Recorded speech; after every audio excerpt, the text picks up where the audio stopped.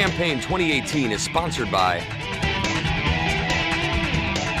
Wisconsin Hospital Association, Wisconsin Counties Association, Wisconsin Realtors Association, Marshfield Clinic Health System, and Campaign 2018 partner Milwaukee Journal-Sentinel.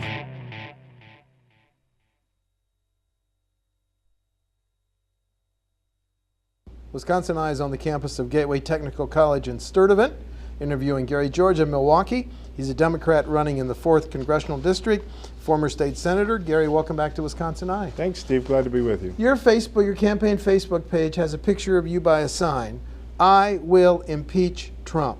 Is that your number one issue? Is it high up on your list? I think that what you've indicated by what you've asked us to address today in advance, such as immigration, is a perfect example of what's wrong constitutionally with this president and this presidency. I mean, they just break constitutional rules all over the place. So what is the solution? We don't have the power in Congress to deal with the legal solution. We have the power of impeachment, which is what our founders identified as the way to address this. And that's what I intend to do if I'm elected. You would move to begin the impeachment process? No, I'll interrupt you, Steve. What Gwen Moore has not done since she was elected, hardly ever, is introduce legislation. As you know from my time in the Senate, I introduced all sorts of legislation on education, on the environment, on transportation. I will introduce legislation and impeach the president. Now, I respect the political system, but this is part of the political system. And I think the House has got to address the constitutional problems that this president faces. And I think the Democratic Party has got to be more direct in protecting us. And what we have to do in Congress is recognize that this president poses a real and present danger to the safety of the world. I mean, as we do this interview, the president is at another NATO summit, again confronting Germany and France and England, our allies historically. And to buddy up to Russia, to buddy up to China at a time when we face such real threats in the world and turning our backs on our allies, to me causes us to have to take action. And impeachment is the most powerful tool we have. As an attorney, what would be the legal grounds justifying beginning the impeachment process, Gary? Well, as always in the legislature, whether it's in Madison or our national legislature in Washington, we need to have serious public hearings to firm that up. And if the Democrats take control of Congress, which I think we are going to do, I think we will have the opportunity to have those public hearings to solidify what the count should be in an impeachment bill. And I will introduce that impeachment bill, even if no one else does. Now let's get to the merits of the immigration debate. Yes. How should we change immigration policy? How do we treat the DACAs, the young people, and the 12 million or more that are here illegally? I think what's happened with ICE, and has become well debated now, is that ICE has become a law enforcement agency, a paramilitary agency. We need to return to the idea of an immigration service, where especially when people come to this country seeking protection from gang violence or drug violence, that we have the opportunity to consider whether their claims have merit. That's why in the Statute of Liberty, we have those words talking about we will welcome people from other nations, whether they're weak, whether they're sick, whether they're just seeking freedom. And that may not be an exact quote, but that's the nature of what our country stands for. If you look at how many people are in this country of German heritage, people in this country from other nations in Europe who came here seeking protection, I think that we owe it to the legacy of those who died in World War II or in the Korean War or the Vietnam War and the 2 world wars together and previously, to protect that legacy of the United States. And so to do that, I think we ought to abolish ICE. I would draft legislation to do that. I know others are considering it as well. Congressman Pocan is introducing it this week. Yeah, Mark Pocan has talked about that, introducing it. I would draft my own legislation, although I would also be happy to support his, because I think what we need to do is return to an immigration service, not a law enforcement service. The idea that these children are separated has been well discussed. It's really despicable. And to do that in the name of the leader of the free world, I think is another reason I think we have to take action against this president. I mean, I think if you look at what happened with Russia that's already been documented, and as this investigation proceeds and we move towards a trial or a resolution with Paul Manafort, we can see that this presidency may not even be legitimate. If Russia put its fingers on the scale illegally, I think that raises a serious question. And immigration is just another tool of this president to try to distract, along with raising the issues of the KKK and players kneeling at football games, to try to create racial divide. And that's just so un-American. I think that's impeachable. Okay. And some of these, okay, so you would sign on to the resolution to impeach?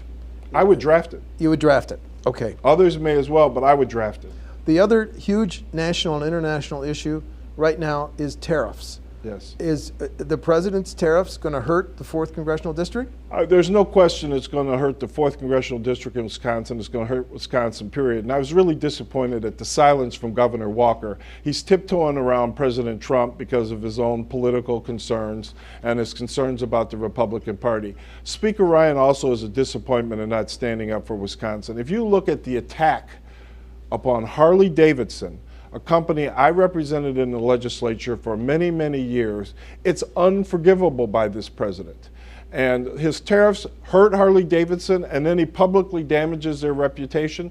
I mean, as a member of Congress, I would just really be vocal, which Gwen has not done.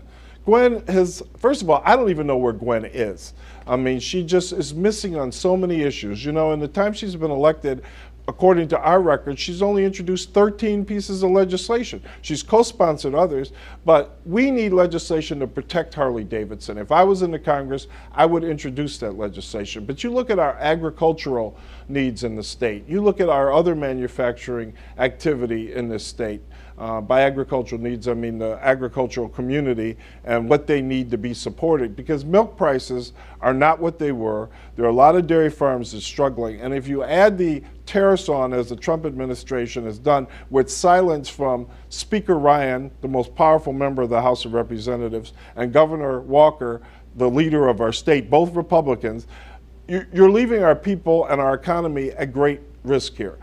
I know how to work bipartisan as well, and I went with Governor Thompson, I went with other governors on trade missions. We went to Canada, our largest trading partner. We've had trade missions to Germany and Europe and to Asia. I've been to Taiwan, I've been to Korea with Governor Thompson. Those relationships are critical, and these tariffs blow them up at the loss of jobs, at the loss of money for our state.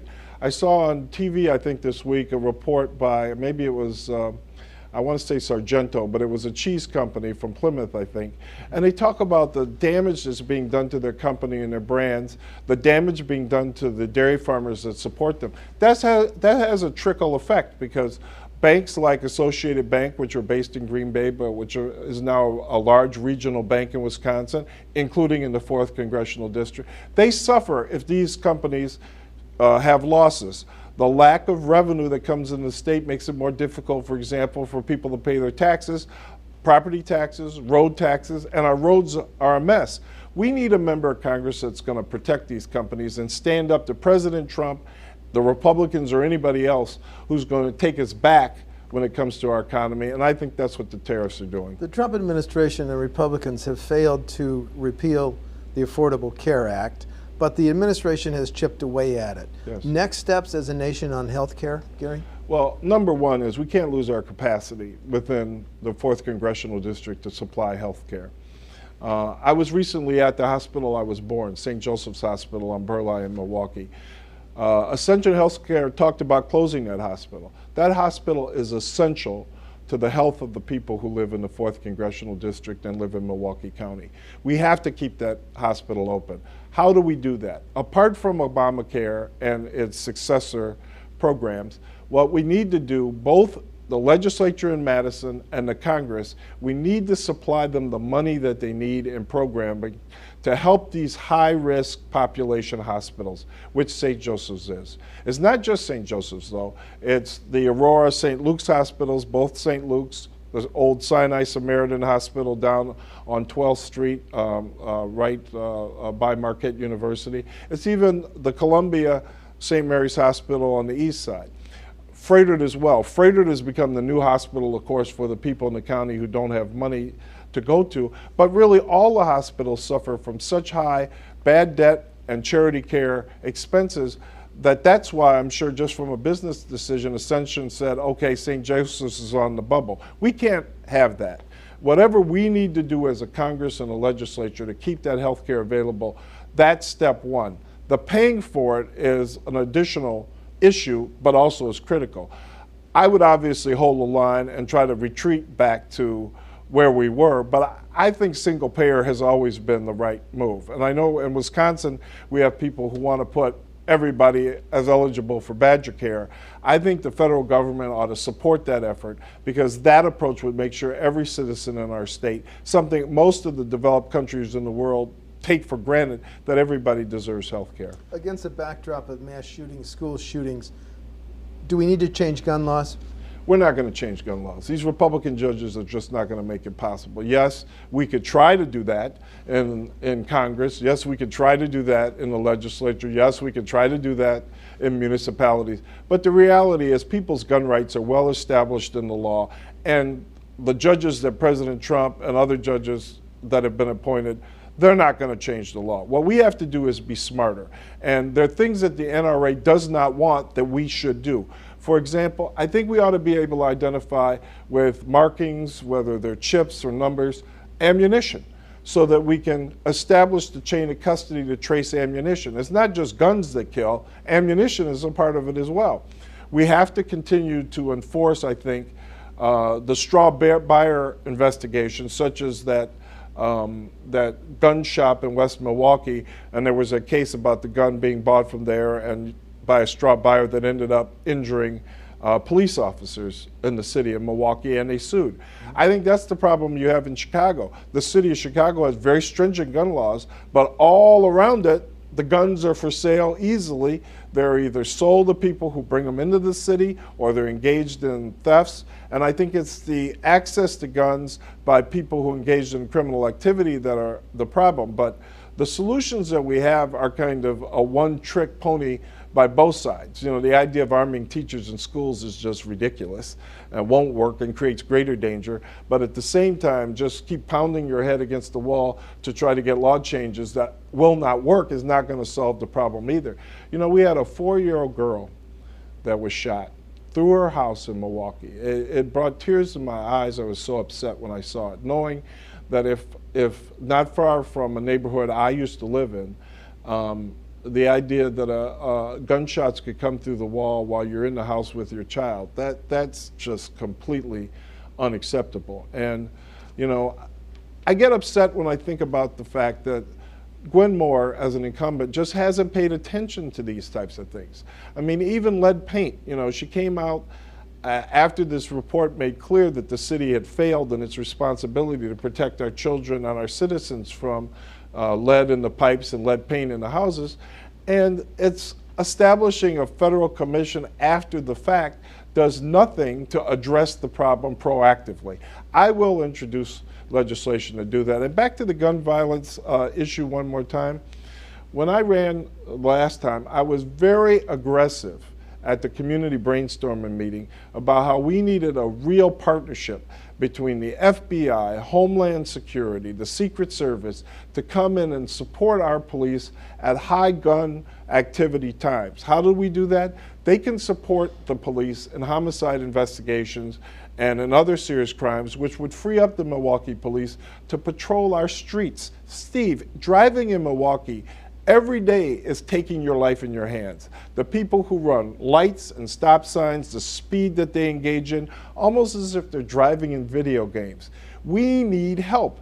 And my idea was rejected at the time. Gwen did nothing about it. Tom Barrett did nothing about it. And yet in the city of Chicago, after I recommended it, that's the exact partnership they put in place. We need a more cooperative effort. We need the state to send the state patrol in. We need help. It's not 24 hours a day, 7 days a week, but when there's high gun activity and we have the statistics and the computer algorithms to show it, that's when we need help. The Trump administration gave Congress a budget that would boost Pentagon military spending significantly to $700 billion a year. Your reaction to that increase in proposed Pentagon spending? It's another misdirection, misleading, even lying position taken by the president. I mean, he said he was going to be against stupid wars, is I think what he called it, talking about Iraq and even Afghanistan. And here he is, with his silly ideas that you put generals in charge and that's going to make everything okay until you either fire them or they get in trouble like General Flynn. So his policies are just in disarray. If you believe news reports in the New York Times and the Washington Post and other places, it appears that he's not talking to his defense secretary and consulting him about the future of our country. We're losing soldiers all the time and there's a blackout. I don't get it. I mean, I would introduce legislation as a member of Congress to go back to the time that we would let people know the casualties that were taking place, to go back to a time where freedom of the press means that they could cover soldiers and their remains coming back to this country. Because there are a lot of people who just don't know. And if they don't know, they can't make an informed decision during an election. And that's really the point that, that change will come. President Trump is going to continue down this path. And again, if the Democrats take control of Congress, that will be our time to act. And I would introduce legislation, as I said, to give the press the power to so investigate. Should we withdraw our troops from Afghanistan? Well, I saw the president of Afghanistan on TV. I mean, it's now a pretty pathetic situation when you have to fly a helicopter.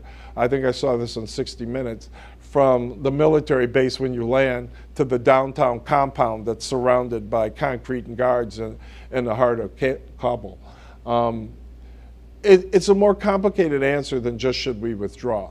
I think the Taliban is a huge problem, obviously. What they would do to women and children, keeping girls out of school, for example, that's not acceptable. I think our military approach is not the only answer. And President Trump, I mean, if he can't get along with Germany and France and England, I can't imagine what he would do in really trying to build solid relationships, what they call the use of soft power in places like Afghanistan. But that's what we need to do. I mean, whether it's in the heart of Milwaukee or Afghanistan or any place else, education is really the key. And I think we have not utilized our universities. Our University of Wisconsin, including University of Wisconsin-Milwaukee in the 4th Congressional District, are really worldwide resources.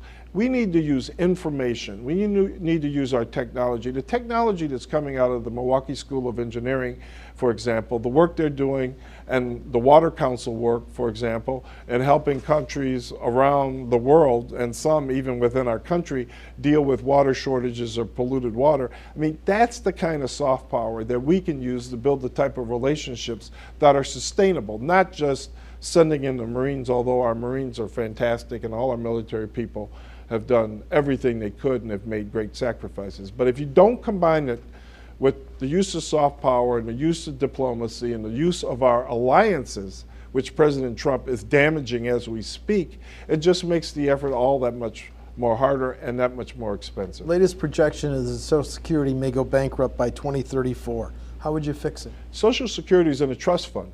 The United States needs to stop taking money out of the trust fund to run the government.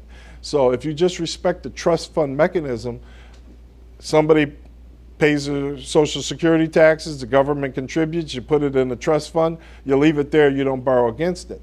I mean, part of what we've done to finance these wars and these military extravagances at times, sometimes necessities, you know, we've overborrowed. We owe China a ton of money, which puts us at a disadvantage if we really want to stand up to them about trade or about their own military expansion, such as the islands that they're building for military reasons off their coast. We've got to get our budget under control, but the budget process in the United States Congress is archaic. I mean, all of the different bills they have to pass and the appropriations versus the other processes they follow. There needs to be real budget reform in Washington. If I'm elected, I know what to do. President Trump and members of his administration have questioned whether climate change is real. How big of a threat is it to our world? It's obvious. It's real. I would not be as articulate as Governor Jerry Brown of California, who again was recently, I think, at a conference on climate change, and I think it was covered again by 60 Minutes. But Jerry Brown talked about what's going on in California. You see the wildfires. You see the wildfires in so many places now. I think the acreage that was just burned recently in Colorado, the intensity of the hurricanes, they're becoming earlier and more intense. Florida and the East Coast are suffering from it. Puerto Rico and the Virgin Islands just got another scare from a hurricane that went by. There's no doubt. The rest of the world knows it, and the thoughtful people in this country know it. But let's say you don't believe it's man-made, which is ridiculous, but let's say you don't believe it. It still needs to be addressed. So even if it's some natural cycle, as some, mostly Republicans, say, we still need to do something about it. And so I think stop burning fossil fuels, this idea that coal is somehow going to come back as a major energy source for our country and the world, needs to stop. I mean, there's a transition that could be made from coal for workers and for West Virginia and the other communities around our country that depend on it. But burning fossil fuels is not the future. I mean, electric cars is the future, but solar power, other things other than impacting too much our waterways with dams and that kind of thing, which I don't think is healthy. I mean, we've got a formula that works, and I'm a follower of Al Gore and Jerry Brown when it comes to this. They're both brilliant, and I support their ideas. The tax reform package worsened the federal deficit. We're now at $21 trillion. Yes. How should it be brought down? Well, the tax cut is permanent for the rich. The little tax cuts for the average people are temporary. That has to shift. I think the polling shows, I think most people know, that the tax code has to be modified to be more fair. We need to encourage home ownership, but we need to do it in a way that's smart. But this is not the old days. These companies, these corporations, they may be based in the U.S., but they're worldwide companies. And so the idea you're protecting U.S. companies when you give them major tax breaks just doesn't reflect the current reality. So there has to be a rebalance. Again, the way this should be done, Steve, is you have to have public hearings that are open, not just have the White House or the legislative leaders put together a package in secret and they thrust it upon the country. You have bills that are passed with thousands of pages that nobody's read. That's no way to govern the country, and I would be not only an advocate against it, but again, I'd introduce legislation to stop it. Both parties in the U.S. House are debating their leaders. Would you, if you're elected and a member of the next Congress, would you vote to re-elect Ms. Pelosi as the Speaker? I would not vote for Nancy Pelosi to be the Speaker. She and Gwen Moore have engaged in all sorts of financial transactions, I believe, where money is flowing in from corporate interests. They've become corporate Democrats. And they get this money and they try to send it out to their members to try to help them get reelected. That old system has to go. I support the Bernie Sanders approach. I think the people have to speak. I supported Bernie Sanders in the last election. I think President Obama made a mistake by supporting Hillary Clinton. I think that's why we have Donald Trump. I think the people were willing to take a different grassroots approach. That type of progressive agenda is the agenda I'd like to take. I think we talked about impeachment before. Tom Steyer is a leader. Others are out there pushing to get that issue forward. There's no way that the current leadership, Nancy Pelosi or Chuck Schumer in the Senate, that they're going to take such a radical approach in their minds. But I think it's the required approach. And I think it's an approach that's working, for example, with the Labour Party in the United Kingdom with Jeremy Corbyn, and I would take that approach. Your Facebook campaign page also says that you, nobody owns me. Yes. Explain that. Well, look at the contributions. I mean, I think if you take hundreds of thousands of dollars from special interests, as Gwen has done, and then you want to spend that money on your family or hotels or travel or all this other stuff, you become obligated to those special interests. I mean, I've seen this in the Wisconsin legislature.